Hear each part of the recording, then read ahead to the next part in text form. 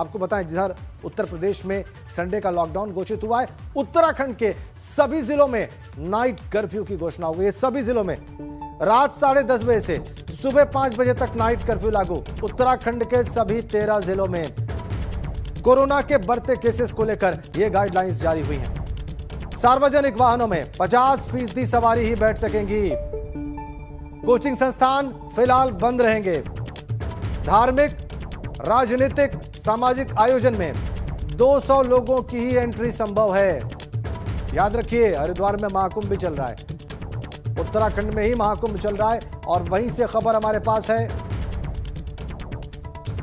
सार्वजनिक जो कार्यक्रम होंगे उसमें 200 से ज्यादा लोगों की एंट्री नहीं होगी।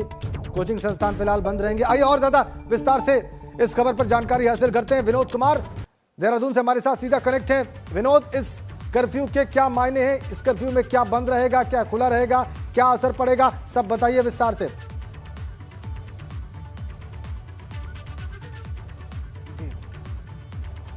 जी राजेंद्र, देखिए अब उत्तराखंड में करीब प्रतिदिन 2000 के कोरोना केसेस मिल रहे हैं, जिसके चलते अब राज्य सरकार और शासन के साथ साथ प्रशासन के सामने एक बड़ी चुनौती है। आखिरकार अब बढ़ते मामलों पर कैसे कंट्रोल करें। राज्य सरकार ने कल एक गाइडलाइन अपनी जारी की गई है, जिसमें तमाम पाबंदियां लगाई गई हैं।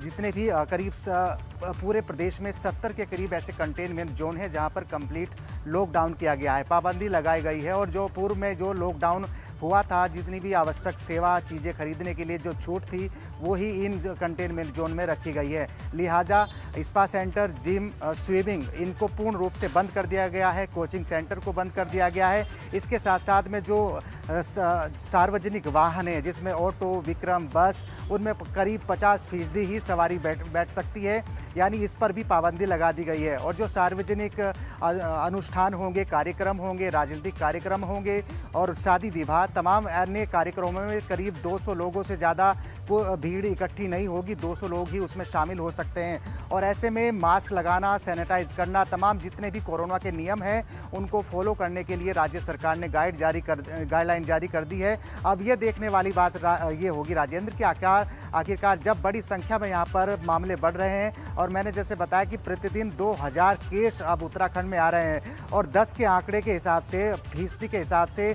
अगर बात करें, औसत 10 का है, प्रतिदिन 10 मौतें भी हो रही हैं, तो चिंताजनक जरूर है। और जितने भी प्रदेश के बड़े शहर हैं उनमें नाइट कर्फ्यू भी लगा दिया गया है, यानी रात 10:30 बजे से लेकर सुबह 5 बजे तक नाइट कर्फ्यू रहेगा।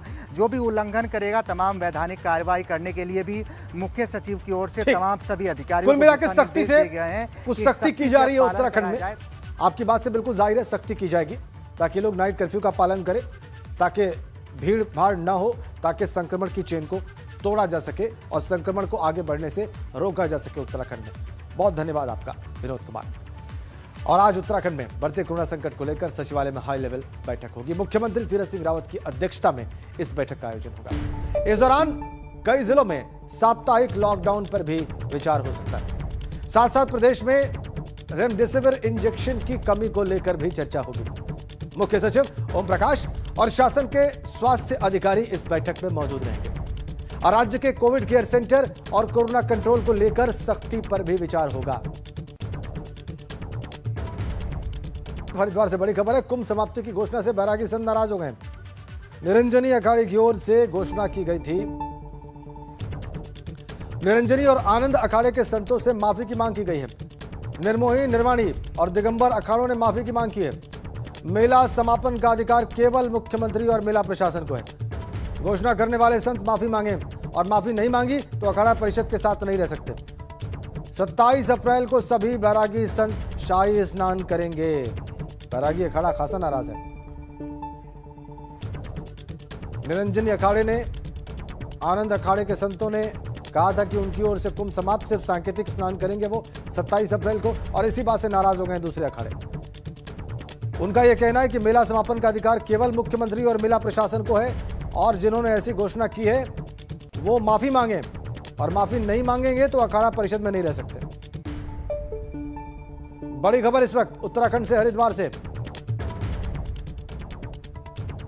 निरंजनी अखाड़े और आनंद अखाड़े के खुद ही अपनी ओर से स्वतः स्फूर्त कुंभ समाप्त करने की घोषणा से नाराजगी दूसरे अखाड़ों में। आज में अफरा तफरी मचता है। यह आप लोग अक्षम्य अपराध किए हैं। जो अब ये निकाला है, चाहे निरंजनी अखाड़ा हो, चाहे बिना सहमति के आपने घोषणा कर रहे हैं, आप बयान कर रहे हैं टीवी में, तो आप लोगों के साथ हम लोग के संबंध रहना मुश्किल हो जाएगा। मुश्किल नहीं, खत्म।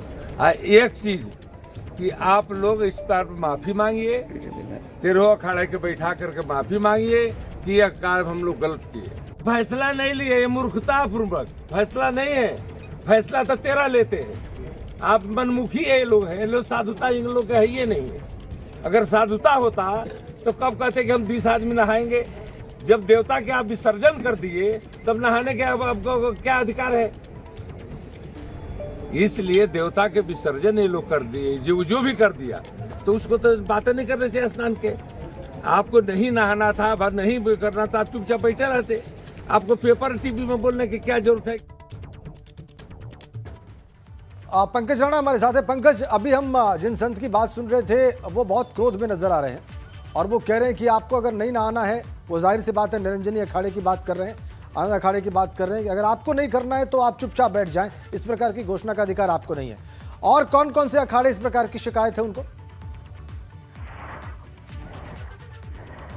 निश्चित तौर पर ये जो इस तरह की बात कह रहे हैं, ये निर्माणी अखाड़े के अध्यक्ष हैं धर्मदास जी। इन्होंने कहा बड़ी आपत्ति जताई है। और इन्होंने नहीं, जितने भी बैरागी अखाड़े हैं, चाहे निर्मोही अखाड़े की बात करें, निर्मोही अणी अखाड़े की बात करें, निर्माणी अखाड़े की बात करें, ये तीनों अखाड़े इनसे काफी नाराज है। और इस तरह की भी सूचना है कि जो दूसरे अखाड़े हैं या तमाम साधु संत हैं, वो इनकी घोषणा से काफी नाराज है। क्योंकि उनका ये कहना है कि भले ही इन्होंने स्नान कर लिया हो निरंजनी अखाड़े ने और आनंद अखाड़े ने, लेकिन कुंभ समाप्ति की घोषणा मुख्यमंत्री या फिर मेला प्रशासन की ओर से की जानी चाहिए थी। हालांकि उन्होंने ये घोषणा अखाड़े की ओर से किया है, लेकिन फिर भी जिस तरह की घोषणा की गई है उससे साधु संतों में नाराजगी है। उनका यह कहना है कि जब सरकार ने पहले से ही नोटिफिकेशन जारी कर दिया है, 1 अप्रैल से 30 अप्रैल तक कुंभ की अवधि तय कर दी है, कोरोना की वजह से अवधि पहले से ही छूटी है, तो फिर अखाड़ों को सब सम्मति के साथ फैसला लेना चाहिए था। अगर उन्हें कुंभ समाप्ति की घोषणा करनी भी चाहिए थी तो पहले उन्हें अखाड़ा परिषद से बातचीत करनी चाहिए। और यदि वो घोषणा कर रहे थे तो अपने आप ही अपनी बात को अपने मन में रखते और स्नान करने नहीं जाते। क्योंकि जिनकी परंपरा है, परंपरा के आधार पर ही अखाड़े स्नान करते हैं। और सन्यासी की परंपरा के आधार पर जो स्नान हो चुके हैं, यानी कि 14 तारीख का जो शाही स्नान हुआ है, उनके हिसाब से स्नान अब समाप्त हो चुके हैं। 27 तारीख का जो शाही स्नान है उसमें सिर्फ और सिर्फ जो बैरागी अखाड़े हैं वो स्नान करेंगे। इसलिए जो सन्यासी अखाड़े हैं वो इसकी घोषणा कर रहे हैं। और अभी इस तरह की सूचना है कि जो तमाम अलग अखाड़े हैं, दूसरे अखाड़े हैं, चाहे हम सन्यासी के निरंजन अखाड़ों के अलावा बात करें, तो वो भी इस बात से थोड़ा नाराज है कि इस तरह की घोषणा नहीं करनी चाहिए थी। क्योंकि कुंभ की अवधि 30 अप्रैल तक है। कोरोना के सारे में भले ही ये कुंभ हो रहा हो, लेकिन साधु संत कोरोना की गाइडलाइन का पालन कर रहे हैं और उसके आधार पर ही कुंभ 27 तारीख को जो शाही स्नान होने जा रहा है उसमें स्नान करेंगे। तो इस बात को लेकर नाराजगी है। और जो बैरागी अखाड़े हैं उन्होंने साफ तौर पर कह दिया है कि निरंजनी अखाड़े के सभी संतों को इस पर माफी मांगनी चाहिए। खासकर जो रविंद्रपुरी महाराज है, उन्होंने इस तरह की घोषणा की है, उनको माफी मांगनी चाहिए। उनको घोषणा करने का कोई अधिकार नहीं है। मेला प्रशासन इसकी घोषणा करेगा। और यदि घोषणा उन्हें करनी भी है, स्नान उन्हें नहीं करना है, तो वो अखाड़ा परिषद के साथ बैठक बुलाकर अखाड़ा परिषद से बातचीत करें, बातचीत के बाद अपना निर्णय लें। लेकिन पंकज, निरंजनी अखाड़े ने या आनंदी अखाड़े ने अपने लिए बात कही थी कि उनके संत, उन्होंने आग्रह किया कि उनके अखाड़े के संत वापस चले जाएं। उन्होंने किसी और के लिए ये घोषणा नहीं की थी। बिल्कुल, ये जो घोषणा हुई थी उनकी अपने ओर से हुई थी। उन्होंने ये बात कही है कि जो निरंजनी अखाड़ा है और आनंद अखाड़ा है जो उनके साथ में रहता है, तो वो अखाड़े के संत ही इसकी घोषणा कर रहे हैं। ठीक है पंकज, इसके बाद भी नाराजगी है, पंकज, बिल्कुल इसके बाद भी नाराजगी है। बात समझी जा सकती है, चूंकि संगठन का मामला है, अखाड़ा परिषद का मामला है और निरंजनी अखाड़े और आनंद अखाड़े उसके सदस्य हैं, उसके मेंबर्स हैं। बहुत बहुत धन्यवाद आपका पंकज।